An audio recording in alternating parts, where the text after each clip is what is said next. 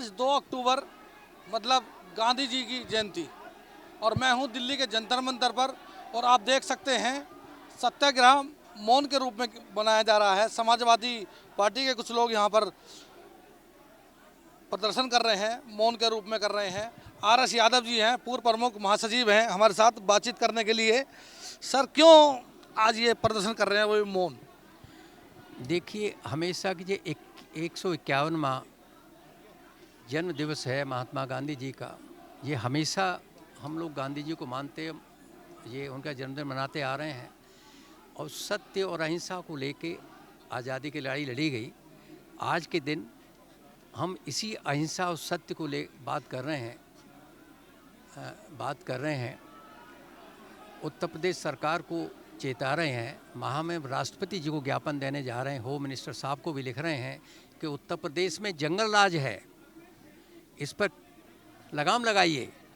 पहले 24 अक्टूबर 2019 को हम जंगल राज को लेके ज्ञापन दे चुके हैं, लेकिन हमारी बात नहीं सुनी गई और स्थिति बद से बदतर होती चली गई है।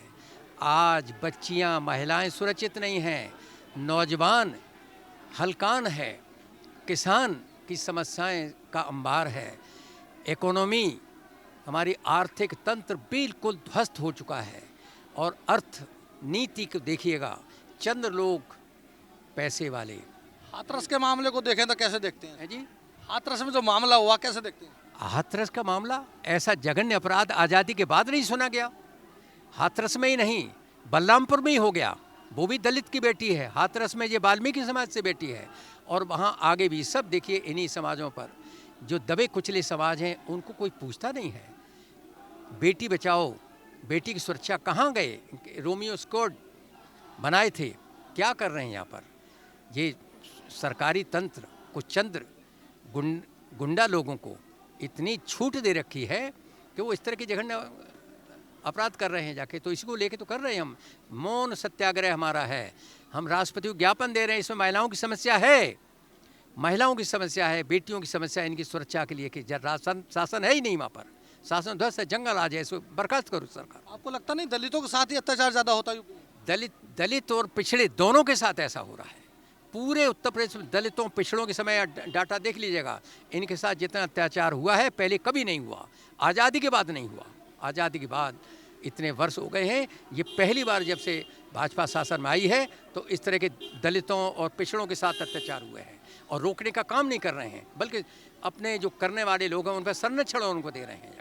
शास्त्रों के मुताबिक सूर्यास्त के बाद अंतिम संस्कार नहीं किया जाता और रात को 2:30 बजे के आसपास एक लड़की को संस्कार कर दिया जाता पुलिस वालों के द्वारा। ये लोक प्रचलित है पूरे उत्तर प्रदेश में नहीं, पूरे भारत में, कि संध्या बेला के बाद में जब 7 बज जाते हैं, 8 बजे, इस 8 बजे के बाद तो कहीं अलाउ ही नहीं है।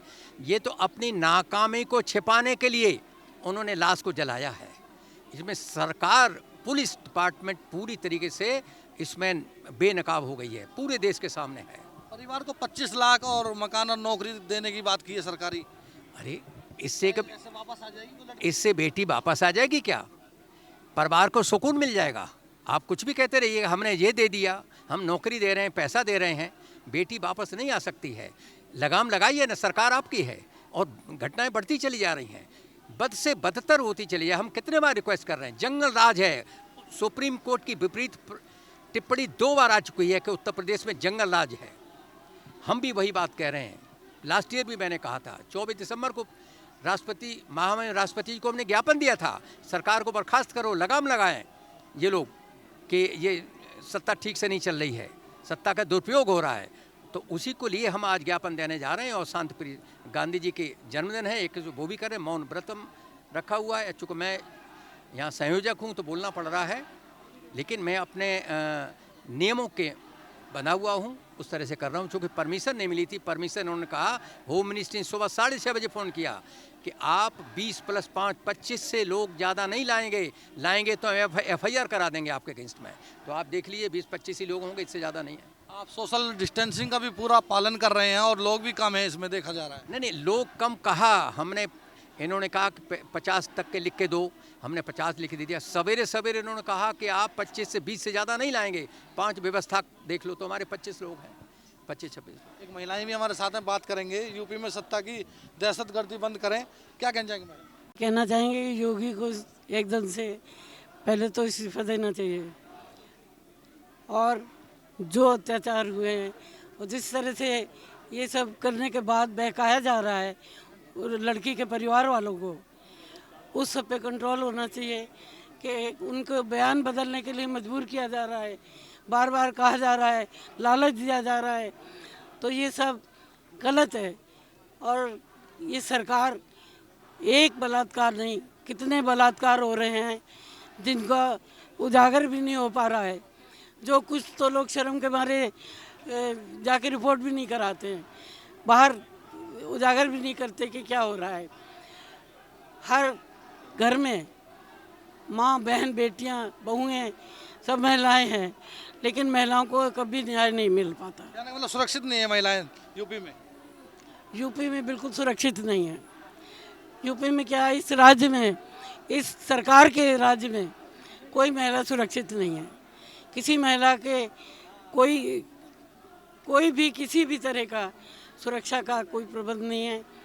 कोई बहन बेटी रात बेरात निकल नहीं सकती, कोई अपने स्वतंत्रता से कुछ काम नहीं कर सकती, कहीं भी कोई भी उसके साथ कहीं भी कुछ भी हो सकता है, उसकी कोई जिम्मेवारी नहीं है। कोई जो अत्याचार करते हैं उनको पकड़ने में भी काफ़ी समय लग जाता है, मिलते ही नहीं है। उनको सज़ा देने में भी काफ़ी समय निकल जाता है, जिससे आगे बढ़ता रहता है ये सब। दोषियों को क्या मांग करते हैं आपके, क्या सजा मिले? जैसे कि हाथरस में भी कांड हुआ ये। दोषियों को भी उसी तरह की सज़ा मिलनी चाहिए जो उन्होंने उस बेटी के साथ किया, उनको उनके साथ भी वैसे ही व्यवहार होना चाहिए। उनको भी उसी तरह से जलाना चाहिए, उसी तरह से उनके साथ व्यवहार हो। फांसी की मांग नहीं करते, कहना जलाओ उनको। फांसी की मांग करते हैं, उनको भी मौत हो, जैसी उसकी मौत की उसी तरह से उनको भी मौत की सज़ा मिलनी चाहिए। शांतिपूर्ण प्रदर्शन हो रहा है, मौन सत्याग्रह, और मैं आपको इधर दिखाऊंगा इसी के ठीक सामने सुशांत सिंह राजपूत को लेकर न्याय दिलाओ, काफ़ी प्रदर्शन हो रहा है, कल से प्रदर्शन हो रहा है। बस इतना ही कहूँगा। कैमरामैन अभिषेक के साथ धर्मेंद्र कुमार, लाइव न्यूज़ दिल्ली।